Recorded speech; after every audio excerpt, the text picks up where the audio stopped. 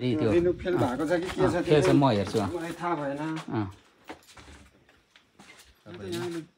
जम्पोगरीबाटै किनेको ए लु ग्यारेजबाट किनेको यो तपाईको नि प्रकाश दाईको बाइक चाहिँ बेच्नेवालामा छ र मैले बेच्ने पनि फिक्स गरिसकेको छु किनभने भाइरल प्रकाश दाईको बाइक चाहिँ यो सिकिसक्नु भयो अरे अनि अब चाहिँ किन्दाखेरि राम्रै खालको किन्ने तयारीले चाहिँ यो बेच्ने तयारीमा रहेछ उहाँले चाहिँ यो पटक पटक चलाइराख्नु भएको छ र तपाईहरुलाई कन्डिसन चेक गर्नुको लागि चाहिँ उहाँले गुडाएर पनि म देखाउन लाउँछु र तपाईहरु जो कोही हुनुहुन्छ र मैले कन्ट्याक्ट मार्फत चाहिँ तपाईहरुलाई सेल गर्न सक्छु यो चाहिँ एकदमै सस्तो मूल्य छ अहिले चाहिँ म यो मूल्य बताइराख्दिन तपाईहरुलाई फोन मार्फत मसँग कन्ट्याक्ट आउनेसँग मात्रै यसको दाम चाहिँ म बताउने छु O17 प 7953 नम्बरको बाइक छ र एकदमै यसको ब्लू बुक पनि हेर्नेवाला प्रकाश दाई यो बाइकको त्यसको कागज छ नि त्यो कागज हेरौँ न किनभने त्यो किन्ने मान्छेले त हेर्छु भन्छ हैन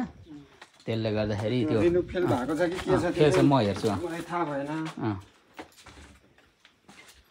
त्यो प्रकाश दाई भित्र राख्नु भएको रहेछ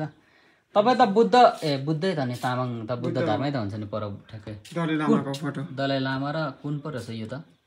त्यही हो एउटै हो दुईटै दलाई लामै हो ए एउटै हो बुद्धको अहिलेको ठुलो विश्वकै अब नाम चलेको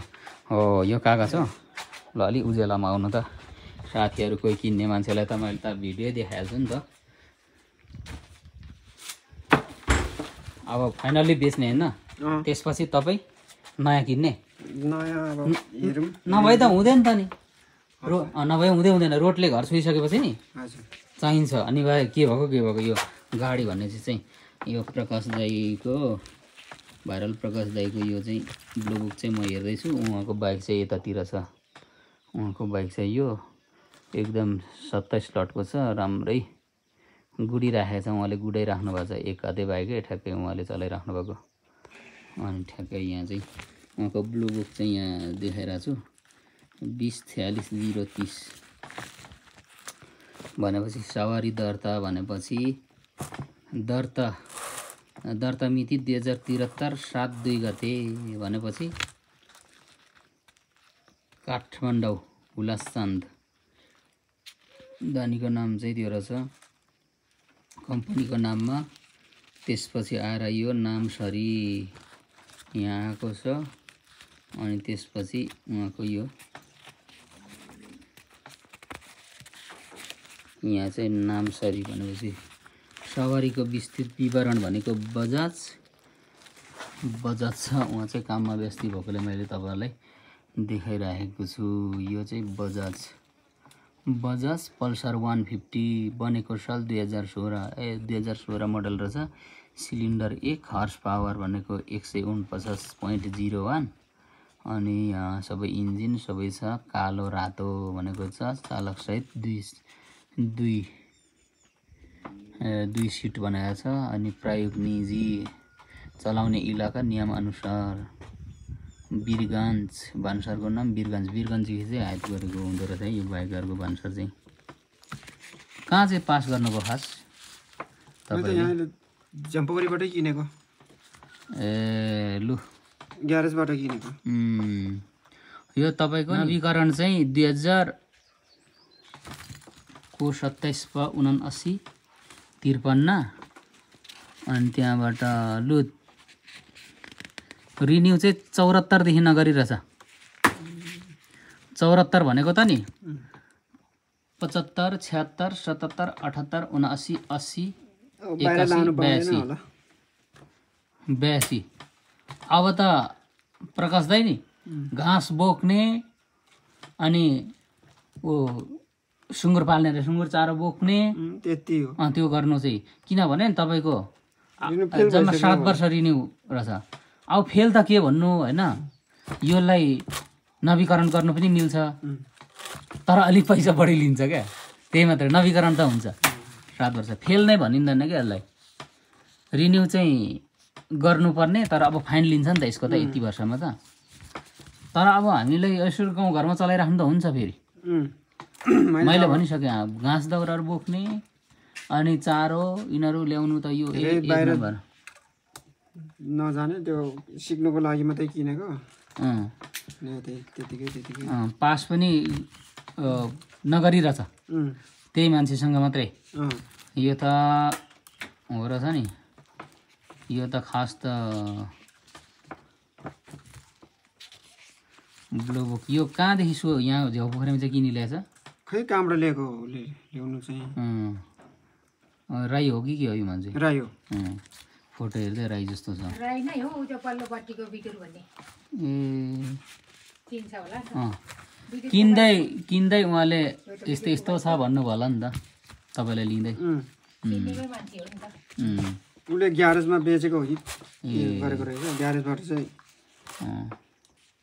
मलाई बेचेको ल हामीले चाहिँ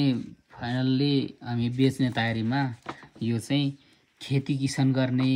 वस्तुभाव पाल्ने बङ्गुर सुँगुरहरू पाल्नेलाई चारो कटहरू खोज्नु अनि जङ्गलको घाँसदारा ल्याउनुको लागि चाहिँ अत्यन्तै उपयुक्त बाइक चाहिँ हामीले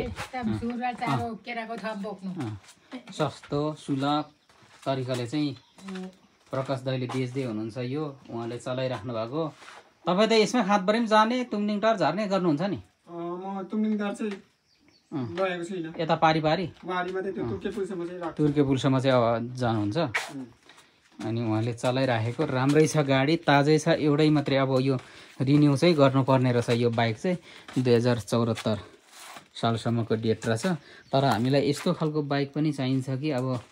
जहाँ चाहिँ ठ्याक्कै यो बाइक किनिसकेपछि चाहिँ अब घाँस दाउरा अनि त्यहाँबाट चारोहरू बोक्नु अनि सहज हुन्छ नि त यस्तोमा चाहिँ अब रिन्यू गर्नु पनि सकिन्छ तर रिन्यू शुल्क चाहिँ बढी भएकोले गर्दाखेरि हामीले रिन्यू गर्नुभन्दा चाहिँ बरु यो यसै चलाउनु पनि सकिन्छ है अनि त्यसले गर्दाखेरि हामीले चाहिँ यो बाइक चाहिँ भाइरल प्रकाश दाइले चढेको पहिलो बाइक अनि त्यसले गर्दाखेरि यो चाहिँ उहाँले बेच्ने तयारी रहेछ बेच्नुपर्छ उहाँले भनिसकेपछि चाहिँ मैले तपाईँहरूलाई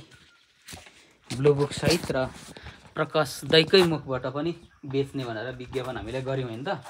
हामीले पैसा दिने आउँदाखेरि फ्ल्याटै दिन्छौँ होइन त प्रकाश दाइ कुनै रोकटोक छैन होइन त कुनै बेला ग्राहक लिएर म आइहालेछु भने पनि तपाईँ रोक्नुहुन्न नि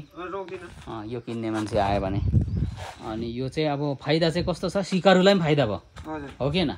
सस्तो पर्यो ऊ सिक्छ होइन त्यसपछि अब चारो के घाँस दाउरा सबै बोक्नु मिल्यो नि त यो चाहिँ अनि भाइरल प्रकाश दाइको बाइक चाहिँ बेच्ने कुरा चाहिँ लगभग फिक्स भइसकेको छ यसको अवस्था चाहिँ अब त्यही हो अब सबै कुरा अब बताइसकियो बाइक एकदमै लेगडहरू राम्रो छ सबै स्क्र्याचहरू पनि त्यस्तो खासै छैन राम्रो कन्डिसनमा छ बुवा पनि यता हुनुहुन्छ चित्र बुनेर थाकिसक्नु भएको छ म चाहिँ चुप लागेर बसिराख्नु भएको छ ल प्रकाश दाइ आयो भने बेच्दिने है त ल बाइक सिक्नकै लागि मात्रै किनेको होइन त सिक्नकै लागि मात्रै अब सिकिसक्नु अहिले त डबल पनि बोक्नुहुन्छ बोक्छु यस्तो राम्रो बाटोमा चाहिँ त्यति सक्दिनँ राम्रो उतार सडकतिर चाहिँ ल अनि त्यहाँबाट ठ्याक्कै तरिकाले नयाँ चाहिँ सिक्नु परेन नि